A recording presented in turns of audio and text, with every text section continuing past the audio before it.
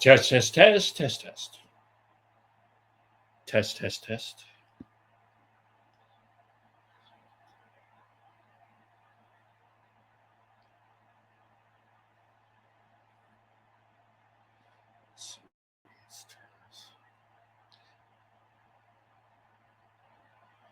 Check, check, check. Hello, everyone. Welcome to the Shifts and Pucks podcast. You can follow us on Twitter at Shifts and Pucks, Facebook.com, Shifts and Pucks, YouTube.com, Shifts and Pucks, or subscribe wherever you get your audio. I'm experimenting with something tonight. I'm going to be trying to recap some of these games via podcast format as opposed to posting on Twitter, where there's a limited amount of characters, and I don't always think it captures the game the way that I see it. So I'm going to try doing some of these recaps after the Flames and Canucks games during after the game via podcast. So hope you enjoy this. This is the first time I've tried this. So of course there's going to be a lot of we'll improve this as we continue. So we're recapping the Calgary Flames beating the Columbus Blue Jackets 5-1 tonight. It is the first time that the Flames have won 2 in a row.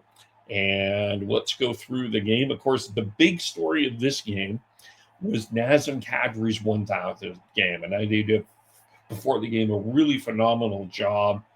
Again, as the Flames usually do, a phenomenal job with the presentation, having the family out there, Craig Conroy, Flames ownership representation, a nice picture of Kadri playing with a portrait of him with the Flames, the Leafs, and the Avalanche. There were tributes all through the night from former players from the Flames and the Avalanche and the Leafs, and all of the organizations contributed something as well. So a very special night for Nazem Kadri and the Kadri family. It was one of his kids that did the intro of the starting lineup. I just thought it was a really great night, and the Flames always do these things really well, and it was a good night on that part. And Nazem Kadri would be a key part of this game. And the Flames got off to a phenomenal start. Morgan Frost gets his 3rd goal of the year. He scores from Huberdeau and Coronado. It's a deflection in, 1-0 Flames. And then 36 seconds later, Blake Coleman gets his 6th. And it's from Hanley and Honzik. And we'll talk about Sam Honzik here in a moment. But the Flames jump out to a 2-0 lead, 90-ish seconds into the game, and kind of feeling really good. But the Flames take a penalty, and shortly after that, they get the Blue Jackets get a breakaway, and one breakaway. It was Sean Monahan, and Huberdeau kind of makes a nice play, but the second one breakaway on that power play for Columbus goes in. It's for Kirill Marchenko from Boone Jenner. That's his 6-2. It's 2-1. And you kind of felt that early momentum was going to Columbus. And things sort of leveled out after the first period. But the Blue Jackets came out in the second period and took control of the game. Dustin Wolf had to stand on his head in a lot of ways. Blue Jackets had an early opportunity where Monahan was banging in front of the net. And then all of a sudden, Joel Farabee and Nazem Kadri on a 2-on-1. And Nazem Kadri, this is what Nazem Kadri's kind of gotten famous for. He scores or does something at a point of time that you need him. And it was interesting to hear Kelly Rudy in the commentary talk a little bit about, this is a time that you'd see Nazem Kadri do something. And by the way, I thought the Sportsnet Flames broadcast did a great job capturing Nazem Kadri's night as well, just with the stories about Kadri's career in the first intermission as well as in the second intermission. And Kadri does get his 4th from Joel Farabee and Rasmus Andersson, making it 3-1. And then shortly after that, the Flames score another goal within a minute, and it's Adam Klapka who scores. He goes in on the left side. He scores his 2nd of the year. Yan Kuznetsov, his first game his second ever NHL game. His last one was 666 days ago. He gets his first point of the game his NHL career, and it's 4-1 after 2. The Columbus Blue Jackets poured the pressure on in the third period. Dustin Wolf had to be really good and he was really good tonight. I thought this was actually one of his better games. The Blue Jackets fired 43 shots on goal, and but they could not stop Dustin Wolf. But finally, and Dustin Wolf, who talked about I can't score goals a couple of weeks ago, well, he tried. He tried to take a shot on goal, but didn't get down. But Michael Backlund does wrap this one up. His third into an empty net. It's unassisted, and it is the final score is 5-1 for the Flames. And so the shots on goal in this game were 43 for Columbus and 26 for the Flames. 24-18 were the hits. Face-offs, Columbus had the advantage on that in 40-28. And power plays, 0 for 1 for Columbus, 0 for 2 for Calgary. Should mention, I think I said the Flames took a penalty. It was Columbus that took a penalty at 5:04, and that was Adam Fantilli. Giveaways were 19-13 for Columbus. Block shots, another good. This was a theme that came out of the Philadelphia game. Block shots, Calgary 23, Columbus 10. So they come away with the 5-1 win. The first star of the game was Nazem Kadri. He had a goal in 20 minutes and 13 seconds. The probable real first star of the game was Dustin Wolf, 42 saves. And Sam Honzek. I had noticed a conversation on social media about Sam Honzek being babysat with Michael Backlund and Blake Coleman.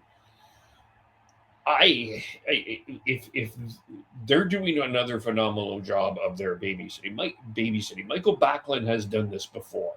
If you need someone to kind of understand where the Flames need to play, it's always been you put him with Michael Backlund. And Samuel Honzek, his fits like a glove with Michael Backlund and Blake Coleman. I really like that line together overall. And I thought this was one of Honzek's best games, but he's been getting really since he scored that first goal, his first ever National Hockey League goal in Toronto. I think he's been getting better and better and better and better. There's been a lot of talk about development in the Flames organization the last couple of days. I'm not saying that Sam Honzek has been a star. I'm not saying that Sam Honzek's going to be a star, but Sam Honzek has definitely improved. There's no question about that. So if you're going to have a discussion about development, I think Sam Honzek deserves to be in the conversation. And I think that part of it with Sam Honzek has been he's taken I'm not saying the other players haven't, but he's taken the initiative to be better. He's put on weight in the off season. He's worked on his game, and you can clearly see that he continues to be better. And I think a lot of people have to remember that he recovered from a couple of injuries here, so in his junior career. So certainly a really good night for Sam Honzek. Yan Kuznetsov also. Let me stick with the forwards before I touch on the defense. I really liked the lines tonight. This is first time in a while that all four lines did end up getting a goal. The Kadri line, the Frost line, the Backlund line, and Sharangovich, Lomberg, Klapka.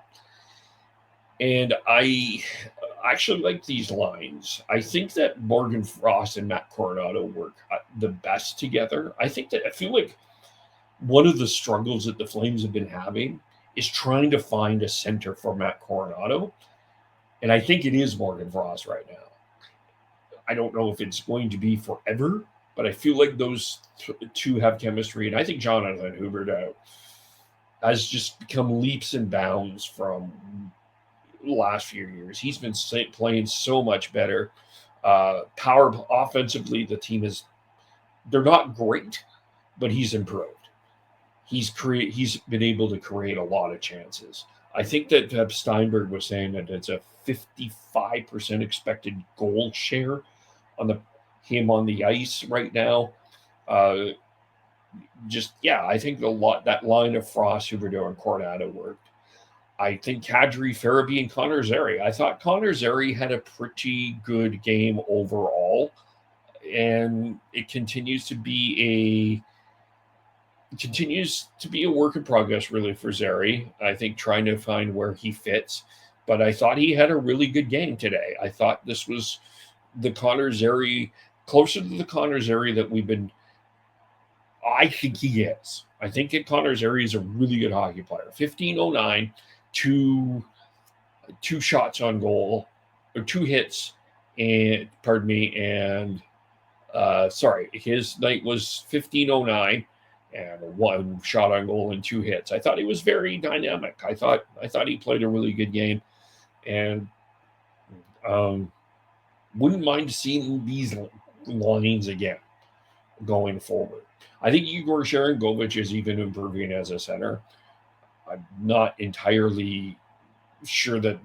I think a lot of people were very skeptical of this. I'm still skeptical of this, but I think this is where I think he fits better there than Connor Zary fits with Lomberg and Klapka. Defensively, I think that there was a lot of stretches that the Flames were kind of ventilated a bit, especially in the third period, especially in the second half of the game. But they come away with the win. Yen Kuznetsov plays here, and of course, as mentioned, he gets his first ever point. He plays 13.56. He is actually a +2 for the plus minusers out there. One shot on goal. He had one block. He had two hits. I think his skating, I really like his skating. I don't think that you always necessarily need to notice him. And I think that this is probably the guy going forward that I wonder would be a good pairing with Zane Parekh.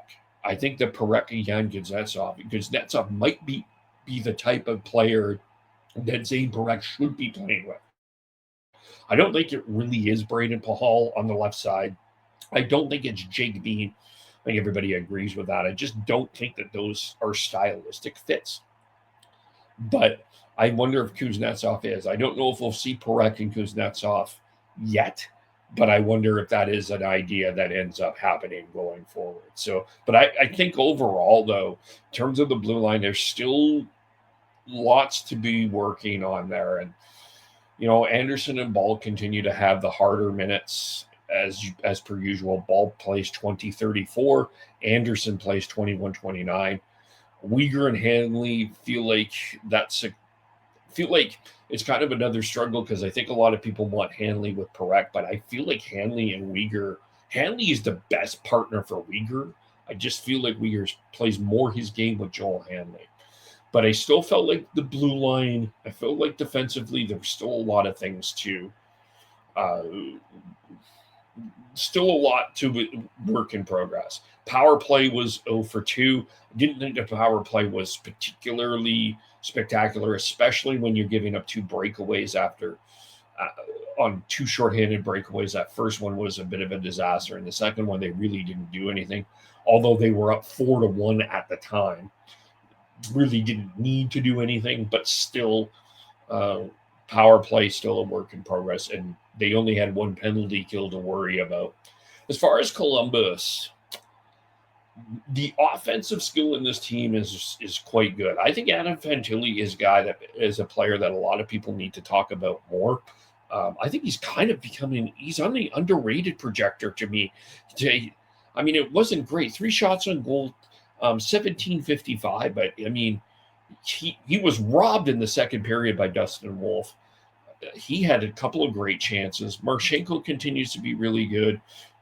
He's got 6 goals this year. But Sean Monahan was pretty much effective, although I think, from my understanding, he left the game with an injury. We'll have to keep an eye on that. But defensively, they still have their issues in their own end. There was a lot of 2-on-1s, a lot of breakdowns in their end.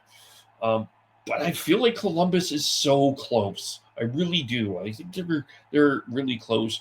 Goaltending, blue line defensively, still some things to kind of look at over there. Recap the Canucks a little later, but a couple of other things that happened tonight. Alex Ovechkin scores his 900th goal. Congratulations to him. Jordan Binnington tried to hide the puck in his pants. I just don't get. I don't get Jordan Binnington. If someone can explain Jordan Binnington to me, that would be great. But Ovechkin and the Capitals get a big win. I think it was 6-2 over 6-1. Pardon me, over St. Louis. I also have to wonder about Jim Montgomery's future there. The San Jose Sharks make a statement tonight, 6-1 over the Seattle Kraken. That's a team that a lot of people are really excited about with good reason.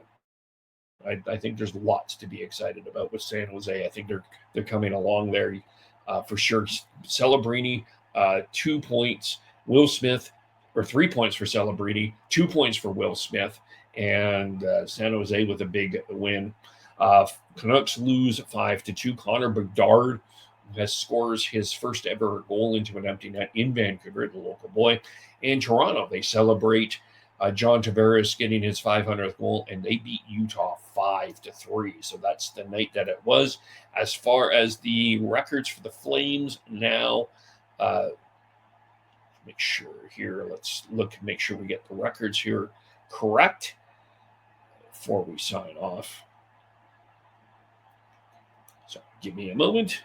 The Flames, with their third win of the year, as I mentioned, they get, as mentioned, their first winning streak of the year. They are up against Chicago on Friday at the Saddledome. Columbus falls to 7-6.